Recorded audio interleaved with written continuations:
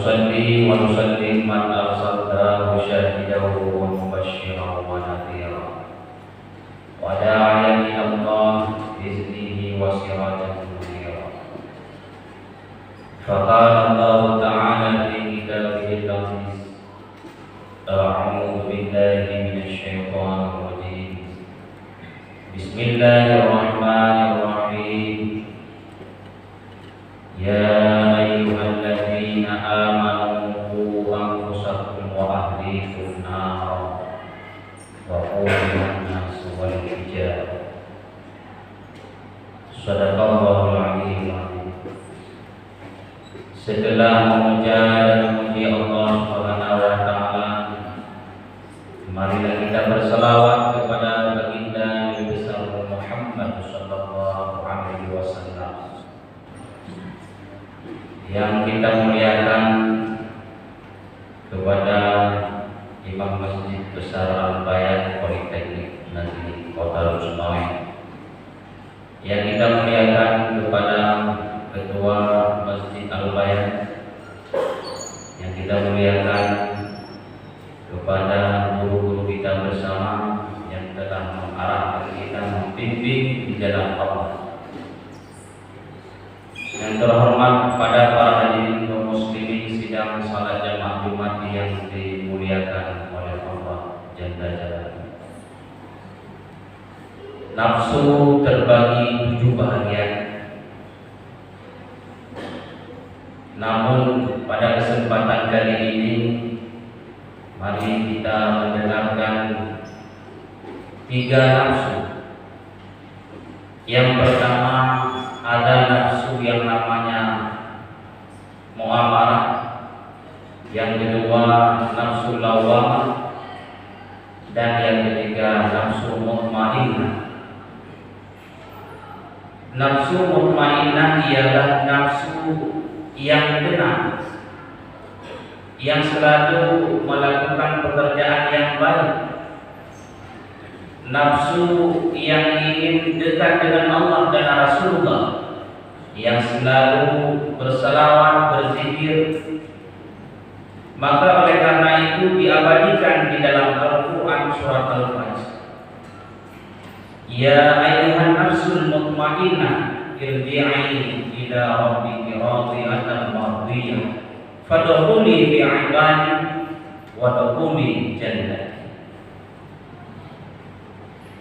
Di akhirat nanti akan dipanggil oleh Allah, wahai nafsu mutmainnah, nafsu yang tenang, yang puas, yang diridhai oleh Allah Subhanahu wa taala, kembalilah kepada Tuhanmu, maka kamu masuk di dalam hamba-hamba dan masuk di dalam surga. Itu nafsu yang sangat baik, yang selalu cinta kepada Allah, selalu berubudiyah kepadanya. Nafsu tersebut sangat takwa kepada Allah. Yang dikatakan takwa imtisalu awamirillah azza wa jalla wajtanibu nawahi sirra wa alaniyah. Menjunjung tinggi perintah Allah dan menjauhi segala larangan. Berarti nafsu tersebut ada pada kita. Yang kedua, nafsu lawamah. Nafsu lawamah itu setelah kita melakukan beberapa kesalahan, lalu kemudian kita menyadari bahwa itu salah.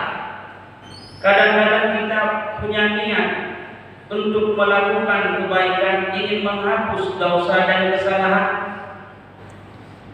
tetapi kita masih melakukan kesalahan dan kejanggalan menurut agama Islam. Kadang-kadang menyesal bahwa kita tidak sholat sehari semalam 5 waktu, yang kita lakukan hanya 2-3 waktu. Bahwa pengajian hukumnya wajib bukan sunnah. Ada keinginan untuk kita melakukan atau melaksanakan, mengikuti, ingin menghadiri majelis taklim, tapi tidak bergerak langkah untuk menuju ke masjid, ke musala, pesantren dan semacamnya. Sadar bahwa itu kesalahan, Karena bila kita meninggalkan belajar ilmu agama dosa besar. Tarku ta'allum kabira. Orang yang meninggalkan belajar ilmu agama dosa besar. Tahu-tahu tapi tidak mau menghindari daripada kesalahan. Bermakna kita ada nafsu lawwam. Setelah mencuri, menzalimi, mengkhianati kawan sanak saudara, bahkan kawan setia kita khianati, setelah kita melakukan hal tersebut, sadar, ya Allah, ya Allah, betapa bejatnya saya ini, ya Allah, padahal kawan saya sendiri yang sangat setia, tapi saya pernah mengkhianati dia. Sadar. Lalu kemudian tetap kita melakukan kesalahan, kejanggalan, murka Allah. Itulah yang dikatakan nafsu lawwam, menyesali perbuatan kita. Yang kedua, yang ketiga, nafsu amarah. Nafsu amarah itu yang selalu cenderung melakukan atau mengerjakan hal-hal yang tidak diinginkan, tidak disukai oleh Allah. Murka Tuhan di dalam syariat tidak baik nafsu tersebut. Apa sebab dan faktornya sehingga menghingga nafsu tersebut pada diri kita? Salah satu dari beberapa faktor ialah faktor kawan. Karena hari demi hari yang kita lewati, malam demi malam yang kita lalui dengan kawan-kawan yang jahat, sehingga dalam beberapa kitab ada pasal memilih kawan. Jangan asal bergaul. Kadang-kadang kita orang baik, orang tua, orang paham agama, ibu bapak kita orang cinta kepada syariat. Lalu kemudian kenapa kita menjadi orang yang bejat dan durjana? Kenapa? Gara-gara kawan. Kawan membaca Al-Quran, kita juga ikut. Kawan kita main judi, kita juga demikian. Kawan main HP berjam-jam, kita pun tidak ketinggalan. Kawan kita main game online yang namanya SIM, kita juga demikian. Padahal itu perbuatan yang haram. Walaupun ada yang mengatakan bahwa game online domino itu, SIM itu tidak haram, tetapi mari kita perhatikan sebuah mandat kita. Tidak perlu kita baca di dalam kitab Bajuri, Al-Mahalli, tapi cobalah kita renungkan pada kitab dasar, yaitu kitab Matan Tadrib. Di situ dijelaskan, la yasihu bai'u ma la manfa'ata fihi. Tidak sahlah transaksi, artinya jual beli barang yang tidak ada manfaat. Sik itu apakah ada manfaat? Sekedar itu ada manfaat? Tidak, para hadirin yang dimuliakan oleh Allah. Kalau kita main si tersebut dari jam 7 kadang maghrib tidak ada, salat isya pun tak pernah. Mana ada manfaatnya? Walaupun ada yang mengatakan, masa tidak ada manfaat? Senang, nyaman, kita tentram. Itu menurut otak kita. Tetapi menurut syariat tidak. Yang pertama tidak sah transaksi. Kemudian dalam kitab tersebut juga menjelaskan wa yasihu bai'u, dan sahlah transaksi kullu mamlukin qahirin muntafa'in, barang yang suci yang ada manfaat dan milik kita. Sip, oke, milik kita, suci katakanlah. Tetapi ada manfaat? Tidak. Kalau tidak berarti tidak sah transaksi.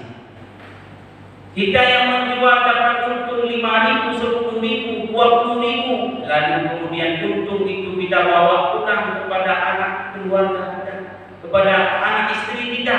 Ingat para hadirin yang dimuliakan oleh Allah, setiap barang yang haram itu kita bawa pulang kepada anak istri kita akan menyeleweng sikap dan sifatnya.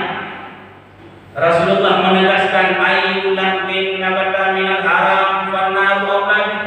Setiap daging yang tumbuh daripada makanan yang haram, fannaru aulad, maka neraka lebih layak, lebih cocok kepada orang tersebut. Hati-hati.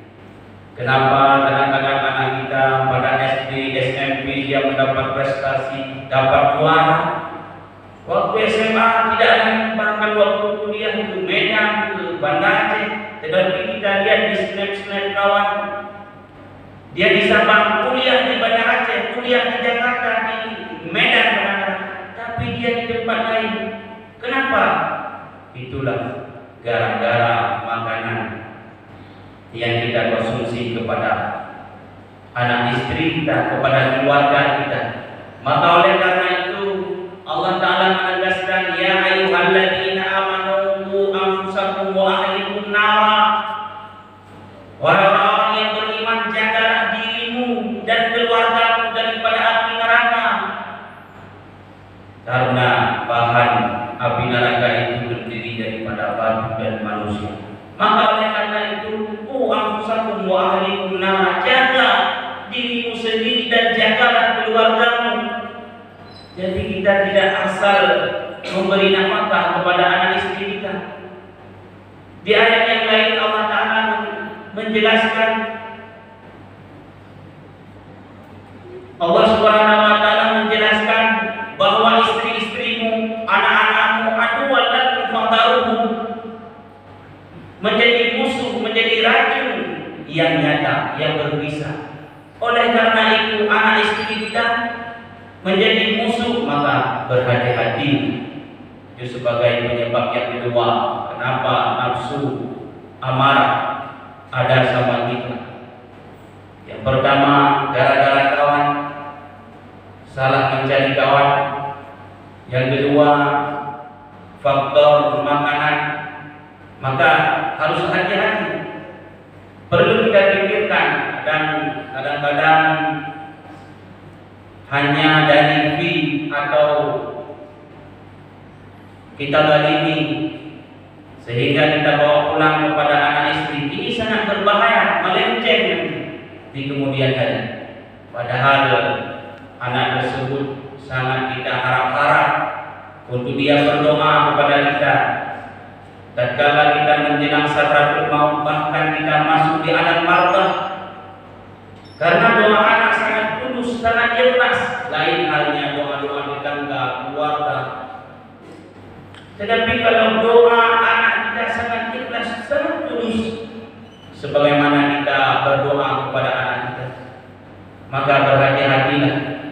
Mudah-mudahan kita ada nafsu mutmainnah dan dijauhkan daripada nafsu amarah. Orang dahulu kalau menjaga keluarganya luar biasa. Jangankan yang besar, sedikit itu sangat berbahaya. Sekecil apapun kalau makanan yang haram, sangat mereka peduli, sangat hati-hati. Dalam sebuah riwayat diceritakan kisah Abu Dujana, bukan Durjana, Abu Dujana, dalam kitab An-Naqibin jilid yang ketiga pada halaman 293. Dalam cerita tersebut Rasulullah menetes air matanya. Abu Dujana itu seorang pemberani di medan perang. Kemudian dia adalah orang yang sangat takut kepada Allah. Pada suatu hari, pada suatu malam menjelang subuh, beliau salat subuh bersama Rasulullah. Setelah salam, beliau tidak pernah wirid, tidak pernah membaca istighfar, tidak pernah membaca Allahumma antas salam wa minkas salam, tetapi dia lantas jalan. Rasulullah memperhatikan kenapa Abu Dujana itu.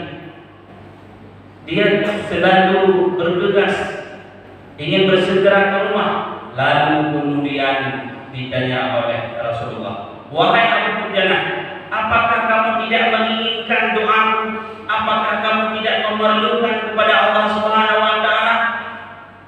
Apa kata Abu Dujana? Ya Rasulullah, sangat saya menginginkan doa-doa daripadamu ya Rasulullah. Saya cinta kepadamu, saya cinta kepada Allah. Bukan saya tidak menunggu doamu ya Rasulullah. Di samping rumah saya, dekat pagar saya, ada sebuah pohon kurma yang banyak buahnya. Setiap malam kalau dingin angin jatuh, buah kurma itu ke rumah saya. Jadi saya sangat mengkhawatirkan kalau anak saya jaga daripada tidurnya, mereka akan makan punya orang bukan milik saya, ya Rasulullah. Bahkan pada suatu pagi saya terlambat pulang daripada jamaah subuh, ya Rasulullah. Dia sempat memungut daripada pohon kurma, bahkan sudah dia makan. Kemudian jari saya masukkan ke dalam mulut anak saya congkel sampai habis. Lalu kemudian dia menangis. Kenapa? Karena dia sangat lapar. Makanan yang sudah ada di mulut saya congkel, saya keluarkan. Berderai air mata anak saya, ya Rasulullah. Saya sangat takut kepada api neraka.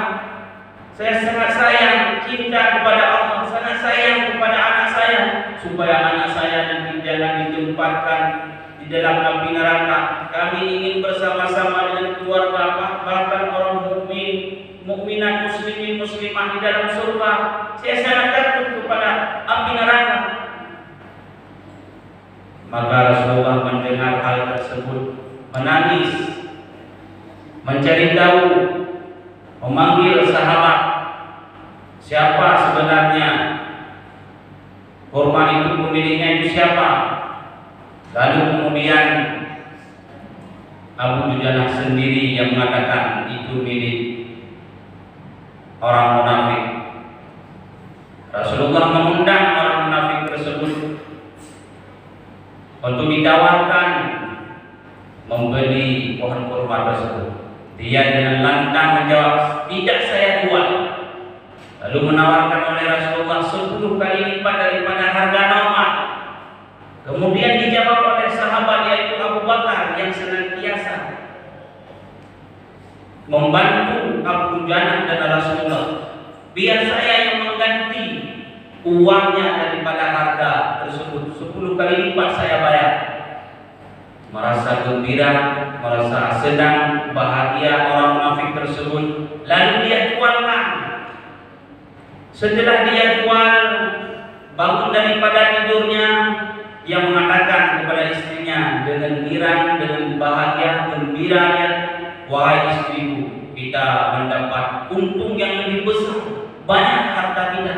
Ini uang yang dibeli pohon kurma kita oleh Rasulullah dengan Abu Bakar. Walaupun pohon itu sudah kita jual, tetapi tidak kita kasih buah kurmanya kepada Abu Dujanah itu, biar dia rasa. Rupanya dengan mukjizat Rasulullah, pohon kurma tersebut berpindah tempat kepada tanah Abu Dujanah. Begitulah mukjizat, begitulah balasan bagi orang-orang yang takut kepada Allah, bagi orang-orang yang menjaga akidah, akhlak, sudah dari kecil mendidik anaknya supaya tidak menyeleweng, tidak mereng perbuatannya dan kesalahannya. Orang-orang dulu menjelang sakaratul maut mengingatkan kepada anaknya, ya bunayya, wahai anakku yang tercinta, ma ta'buduna min ba'di, setelah ayah tiada kamu nanti sembah apa wahai anakku? Rasulullah, Allah lah yang kamu sembah atau berhala yang kamu sembah? Orang dulu. Sekarang kalau kita menjelang sakaratul maut, ya bunayya ma ta'buduna min ba'di, setelah ayah tiada kamu makan apa, kerja apa? Tidak pernah kadang-kadang kita mengatakan, nah jangan lupa sholat, puasa, zakat, haji. Kalau ada kemampuan, ada pengajian kau ikuti. Jangan suka fitnah. Sesama Islam harus sayang, saling membantu, bahu membahu. Pernahkah kita mengatakan atau mengingatkan? Jauh daripada hal tersebut. Maka oleh karena itu hati-hatilah. Yang pertama, cara bergaul kita. Yang kedua, makanan yang kita konsumsi itu perlu kita perhatikan, kita pedulikan. Kenapa? Supaya kita dicintai oleh Allah Subhanahu wa taala. Karena tempat yang terakhir bukan dua, bukan tiga, tapi satu dari dua. Kalau bukan surga neraka, kalau bukan neraka surga. Tidak ada hal itu, tidak ada lapangan bola, lapangan voli. Kalau misalnya kita tidak ada nama pada pintu surga, jangan ragu, pasti telah dituliskan nama kita di pintu neraka. Nauzubillah. Maka kita ini mempunyai kesempatan besar, kesempatan emas berubudiyah kepada Allah. Kalaupun salah, Allah masih menerima taubat kita selama masih ada ruh di dalam jasad kita. Tapi tinggallah penyesalan. Kalau kita sudah menjelang sakaratul maut, tatkala kita sudah masuk di alam barzakh, di mauqif padang mahsyar, itu sudah menyesal, sudah sedih kita, tidak lagi bahagia.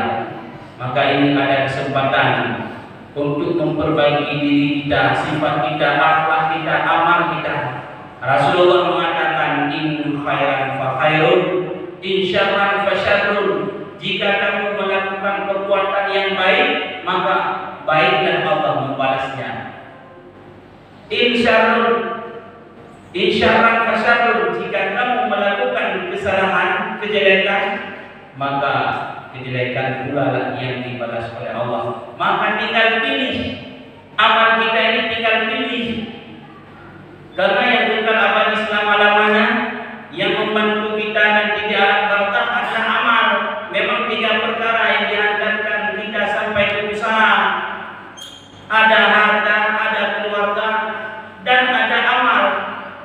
Amal itu terbagi dua. Ada amal kebajikan dan ada amal kejelekan. Kalau banyak amal kebajikan, bahagia. Tetapi kalau tidak banyak amal keburukan, sengsara. Maka hati-hati. Yang pertama kepada hati sendiri, kemudian kepada para jamaah sekalian. Karena kita masih ada kesempatan diberi oleh Allah Subhanahu wa taala. Saya rasa hanya sekian dan demikian. Terima kasih atas segala perhatian.